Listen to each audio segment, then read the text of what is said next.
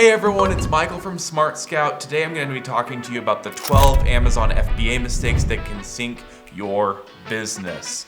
Amazon FBA, it's a great opportunity to make money. I know tons of people who have done really well off of Amazon. There's over 49,000 seller accounts on Amazon that do at least $1 million a year in sales. There's tons of opportunity out there, but there's also lots of traps and pitfalls that can slow you down and that can ruin you as an entrepreneur.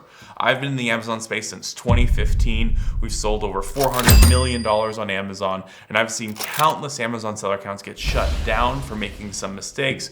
Businesses that just didn't have the long-term approach to Amazon that made other strategic mistakes. We're gonna dive right in and we're gonna talk about the 12 reasons that I've observed can tank your business. Number one, ignoring Amazon's policies. It's probably the best way to get your account shut down and make your business miserable is ignoring any of Amazon's policies. Make sure you're paying special attention. You are playing in Amazon's sandbox and they can kick you out at any point in time, so make sure that you know the rules.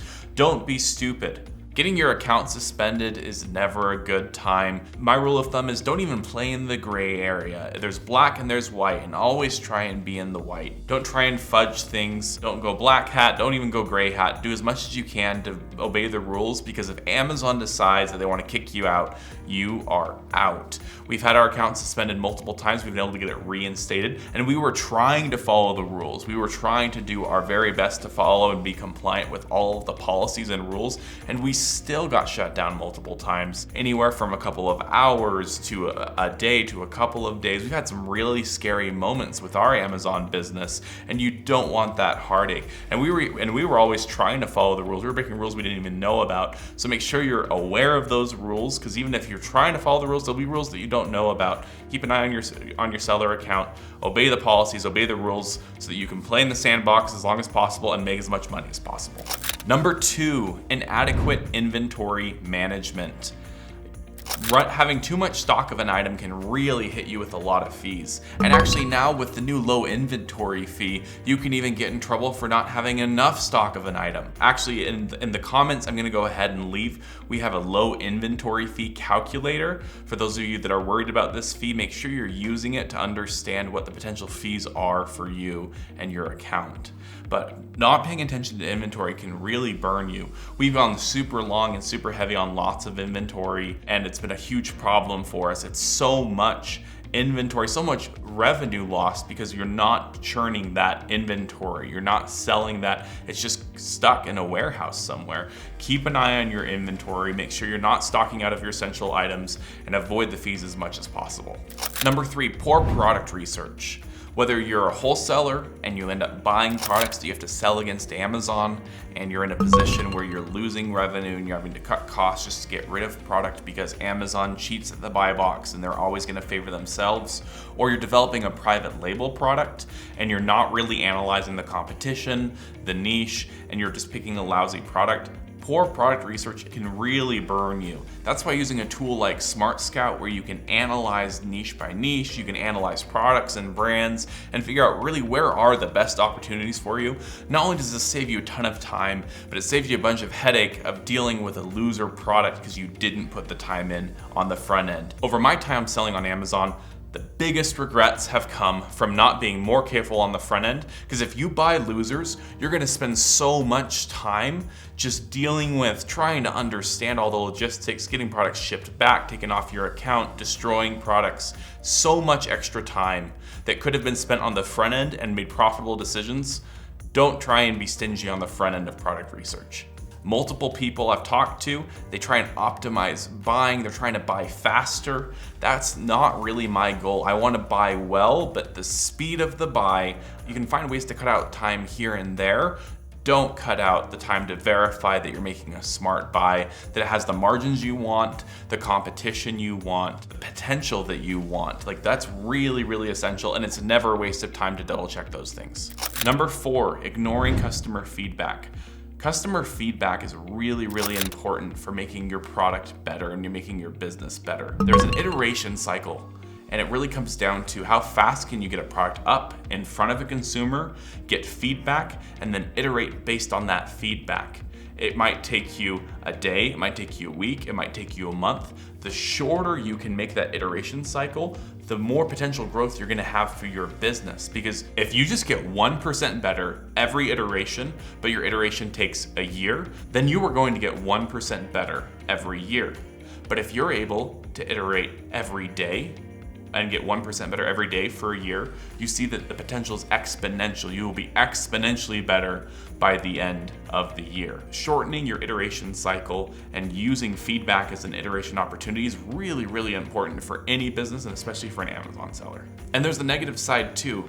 Beyond ignoring an opportunity for growth, if you also aren't paying attention to this feedback, you can really hurt your seller account, and you can really depress your chances of getting the buy box and how much sales your products can get, because you're leaving these sales unattended by not paying attention to negative feedback. Number 5, poor product listing optimization. Now, optimizing is two things. First, there's making it beautiful. Making sure it has the right keywords so that people are actually finding it in search, so that the Amazon SEO can actually find you and serve you up as the right product. Making sure that you're in the right subcategory. Amazon's goal is to get people to buy products. They don't care if it's your products, my products, or anyone else's product. Your goal is to help them see that yours is the product that they can sell. Being in the right category helps with that. Having high quality images, high quality bullet points, really making a beautiful listing, that's like step 1 to being able to make sure that you're capturing sales, that you have this optimized product listing. But part 2 is also filtering people. Make sure you're not over-promising. You don't want to over-promise and under-deliver and then end up with unhappy customers. Yes, you want to get the sale, but not from everyone.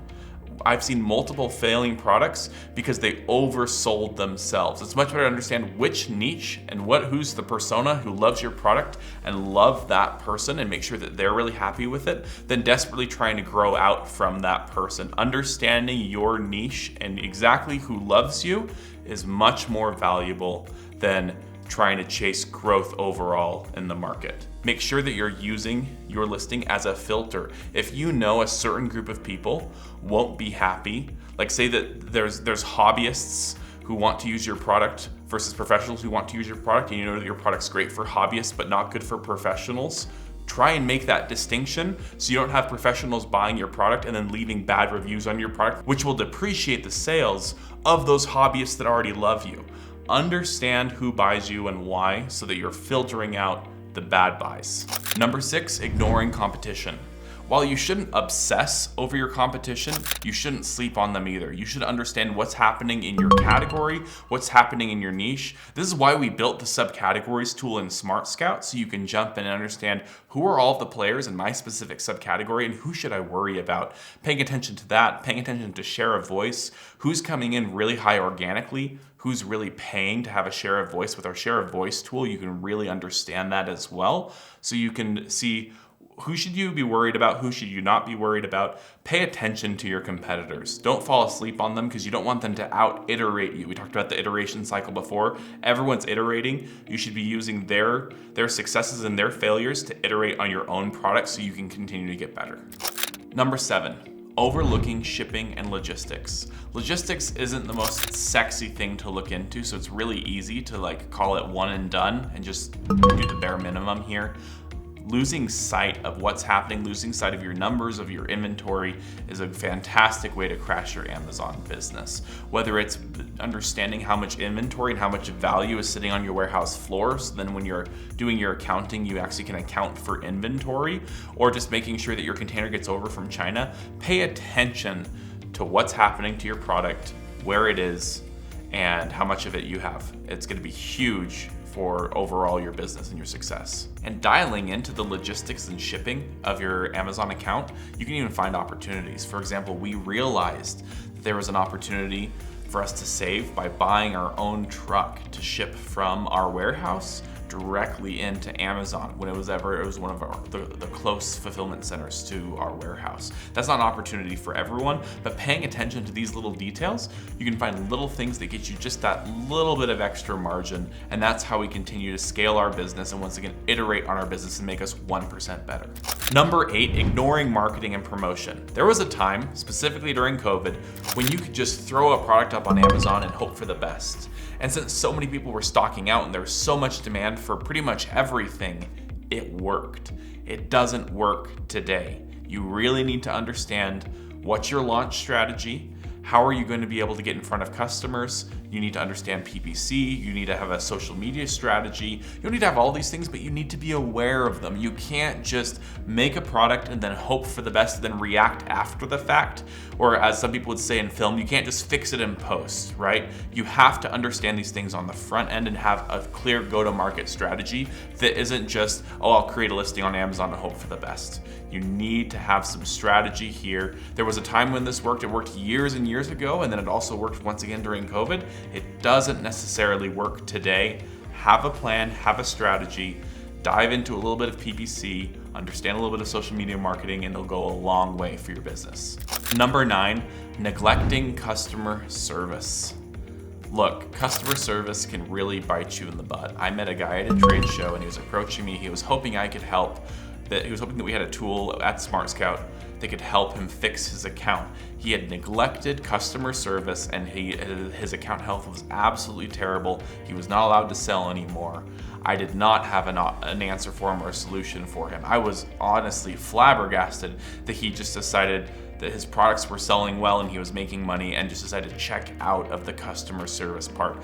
Don't let this be you. Make sure you understand your customers' needs, and they can also lead to opportunities. For example, for a while there, we were getting tons and tons and tons of questions about multi-packs. So a multi-pack, for those of you that aren't familiar, is when you buy a product, say a light bulb, and your cost is, let's say like 67 cents, and then you're gonna sell 12 of them in a pack because that's how many are in a box, and then you sell it on Amazon, right? Well, a multi-pack is saying like, hey, we're gonna sell a pack of 12. Well, turns out we were sending in one light bulb instead of the pack of 12. So pretty consistently, whether it was light bulbs, instruments, tools, any multi-pack, we were off. We were only sending one product when people were expecting 12. It was 95% of our customer support issues. So when I saw that, I really dove in and we ended up changing our processes to optimize this. And we actually found out that we were losing tons of money because we'd optimized around these multi-packs. And that wouldn't have been shown me as quickly had I not been paying attention to the customer success. So look for patterns if you can, and try and make sure that your customer support's taken care of. Make sure it's super important for your account health, but it's also super important for your business health. That was an account health issue for us, but more importantly, it was a profit issue. We were sending the wrong things, which meant lots of returns. It also meant that we were buying products thinking that there was profit there, when really our costs were 12 times what we thought that they were going to be. Once again, this helps with the iteration cycle. That's what we're always focusing on. When you're running a 67,000 SKU Amazon business, stuff's gonna fall through the cracks, but when you start to see a big trend like that, then I knew that something was up. So we're running a big business. It's easy to have these problems, but make sure you're on top of them. Whether you're a huge seller or a small seller, pay attention to what your customers are saying, because not only is it important for your account health, but it's also important for the longevity of your business and spotting problems early. Number 10, failing to reinvest profits. The growth of your business is often restricted by capital. Capital allocation is huge. It's really easy when you're getting that distribution and you've paid off that credit card to just be tempted to just take that profit and put it into your bank account, right? But really reinvesting and finding ways to optimize your business, whether it's through finding new SKUs, whether it's through optimizing listings, finding the right services, using the right software to optimize your time, you should be reinvesting your money in your business. There will come a time when you can pull out great profit out of your business, but in the beginning, make sure that you're reinvesting, you're paying attention to your products. Don't let a hero product become a loser product because you didn't invest enough time and effort into maintaining your edge. Number 11, ignoring performance metrics. This one's really simple, really basic. Just make sure that you understand your profit, you understand your inventory levels, you understand your sell-through rate. Just pay attention to what's happening in your business.